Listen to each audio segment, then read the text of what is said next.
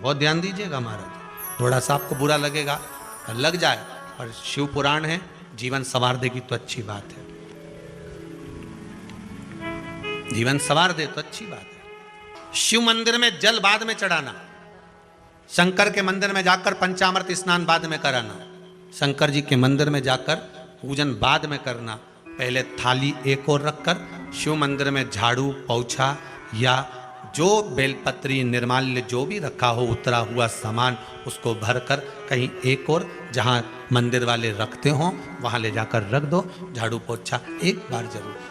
इस ब्राह्मण के चरित्र को सुनिए जो शिव महापुराण में वर्णन किया गया। दोष के दिन पूजन करने से पहले सबसे पहले सफाई का ध्यान रखो, और एक विश्वास रखना, आप मंदिर की सफाई नहीं कर रहे हो, फिर निवेदन करूंगा आपको, आप मंदिर की झाड़ू नहीं लगा रहे, आप मंदिर की सफाई नहीं कर रहे, आप मंदिर में पोछा नहीं लगा रहे। जितना हाथ आप मंदिर में फेर रहे हो सफाई के लिए, उतना आपके जीवन में जितना दुख है, जितनी तकलीफ है, जितना कष्ट है, जितनी बीमारी है, उस पर हाथ फेर रहे हो, मंदिर में नहीं फेर रहे हो। नहीं तो सारी दुनिया में जितने मंदिर हैं, सारे मंदिरों में ट्रस्टियों ने कुछ ना कुछ लगा के रखा है, स्वीपर आता है साफ करके जाता है, ये आएगा सफाई कर जाएगा, पंडित जी होंगे तो बुआरी लगा देंगे, पंडित जी होंगे सफाई कर देंगे। उन्होंने तो पंडित जी को बोल के रखा है कि साफ कर दो, पंडित जी करते भी हैं, पर पहला फर्ज आपका है कि आप मंदिर में आए हो तो पहले आप सफाई करो। क्यों? क्योंकि हम उसका द्वार साफ रखें। आज के समय में तो एक नियम हो गया साहब कि मंदिर में जाते हो तो मंदिर के दरवाजे पर चप्पल उतार के जाते हो, नहीं तो शास्त्र रीति तो ये कहती है कि मंदिर में भगवान सामने बैठा है तो उसके सामने चप्पल भी नहीं उतारना चाहिए। तो कई लोग कहते हैं मंदिर के अंदर थोड़ी ना उतार, हम तो जीने से भी बाहर, एकदम गेट के बाहर वहां उतार, पर सामने तो है ना, सम्मुख में तो है। जिस दिन बाबा कुबेरेश्वर धाम में आकर बैठ गया उसके बाद वो दोनों गेट पर चप्पल बाहर ही रहेगी। आओ आप, कंकर से शंकर जब शरीर से लगेगा तब सुख भोगोगे, आनंद भोगोगे, सुख की प्राप्ति। अपने द्वार पर भी कितना सुंदर लिखा है भविष्य पुराण के अंतर्गत और विष्णु पुराण में, भृगु बाबा का चरण का चिन्ह भगवान विष्णु की छाती पर रहा।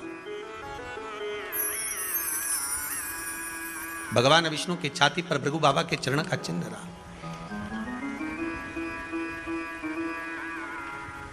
चरण का चिन्ह। अब भविष्य पुराण में लिखा है कि अगर हम मंदिर के द्वार पर घर के चौखट के एकदम सामने चप्पल उतार देते हैं 7 बार दिन भर में से, कितनी बार? 7 बार विष्णु पुराण कहती है ऐसा कोई दिन नहीं होता जिस दिन दरवाजे पर 7 बार लक्ष्मी आकर खड़ी नहीं होती। प्रत्येक मनुष्य के भाग्य में सुख लिखा है, केवल मंथन करना। भविष्य पुराण कहती है 7 बार लक्ष्मी प्रत्येक मनुष्य के दरवाजे पर जाकर खड़ी होती है, पर द्वार पर चप्पल पड़ी होने के कारणवश वो लौट कर चली जाती है। बहुत ध्यान दीजिएगा महाराज, थोड़ा सा आपको बुरा लगेगा तो लग जाए, पर शिव पुराण है, जीवन संवार देगी तो अच्छी बात है, जीवन संवार दे तो अच्छी बात है। मंदिर के द्वार पर हम जब चप्पल छोड़ते हैं,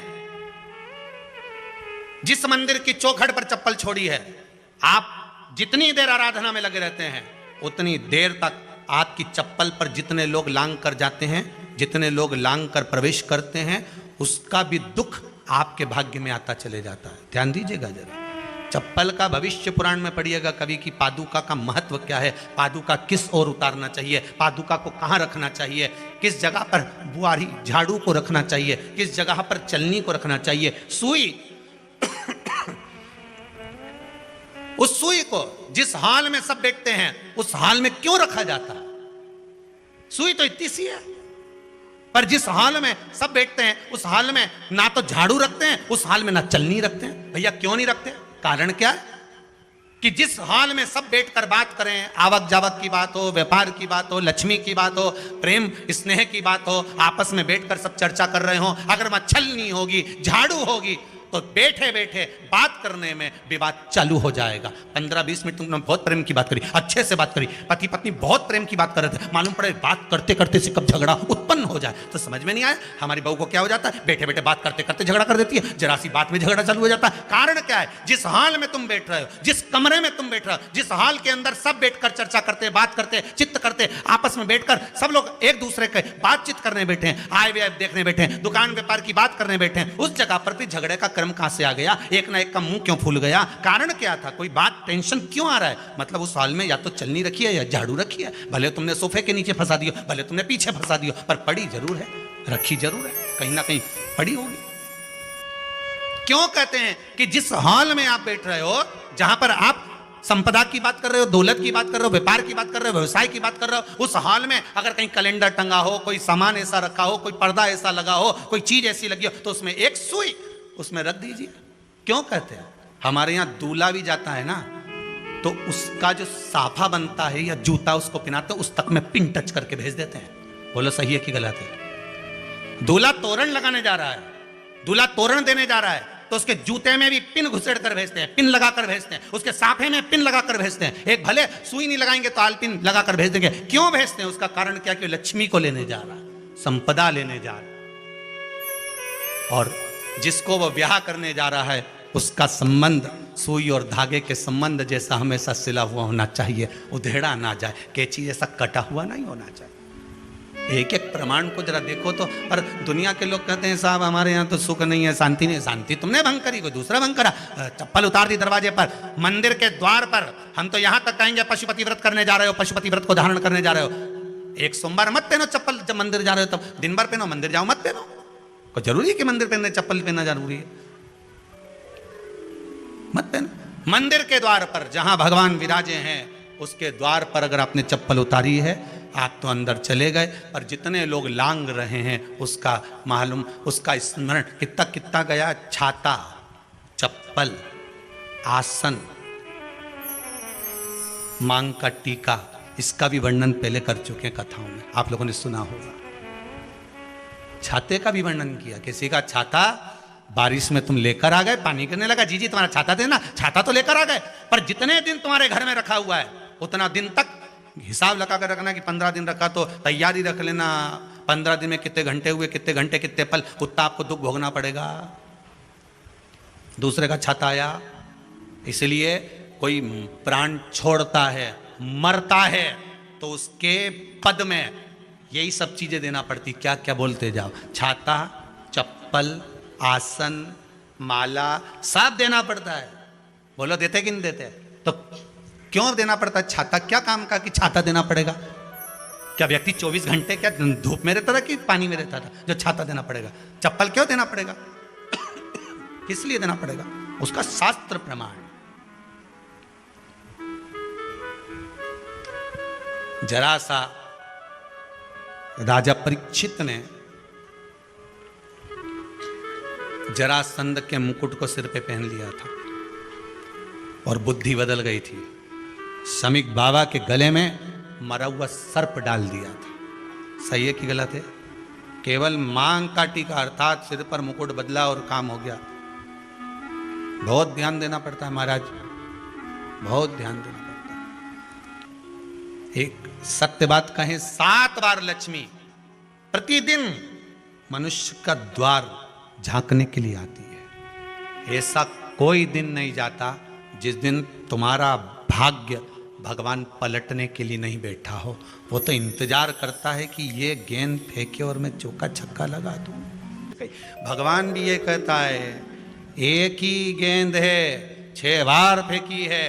शास्त्र कहता है 7 बार दरवाजे पर लक्ष्मी आती है, मौका देखती है कि कब मौका मिले मैं इसके घर में प्रवेश कर जाऊं। और कभी कभी ये निंदा करती दिखती है, कभी बहू की चुगली करती दिखती है, कभी टीवी में मन लगाए दिखती है, कभी सुई धागा लेके बैठी मिलती है, कभी झाड़ू लगाती फिरती है, कभी दरवाजे पे चप्पल खुली मिल जाती है, कभी कुछ मिल जाता है। मैं बार बार आती हूँ, अब नहीं माने तो मैं कई करूँ, मेरे को तो जाना पड़ेगा, मैं तो नहीं जाऊं। लक्ष्मी जी वापिस चलती है। कई लोगों की आदत आटा छना हुआ, ऊपर की जो चापड़ चापड़ थी, उन्होंने कहा गाय खा के चली जाएगी, ओटला पे पटक के आ गए। लक्ष्मी जी इतने में आई कि चापड़ तो यहाँ पटक के चली गई, मैं काय को जाऊँ, छलनी में से जा उधर, नहीं जाऊँ। कितना कितना कहा है महाराज,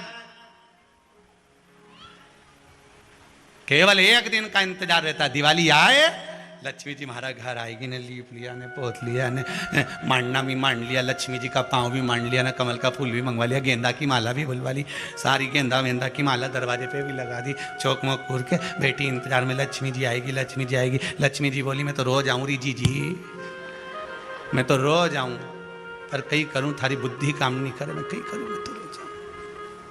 फिर के लक्ष्मी मैया अब की बार आ गई तो जाजे मती दी, बड़ी तकलीफ में हूँ। लक्ष्मी जी बोली नहीं जाना तो पड़ेगा, दिवाली का दिन है, हमारे 10 के घर जाना पड़ता है, बड़ी मुश्किल से तो गुजिया पपड़िया मिलता है, नहीं जाऊंगी तो अच्छा नहीं लगेगा, तो जाना तो पड़ेगा, पर रोज आऊंगी, प्रतिदिन आऊंगी। तू अगर मुझे रोक सकती है और अपने घर में बुला सकती है तो बुला ले, और आऊंगी मैं प्रतिदिन और जाऊंगी भी मैं प्रतिदिन। लक्ष्मी आती भी खूब है और जाती भी खूब है, एक जगह टिकती कभी नहीं है, बस उसको बुलाने का तरीका होना चाहिए।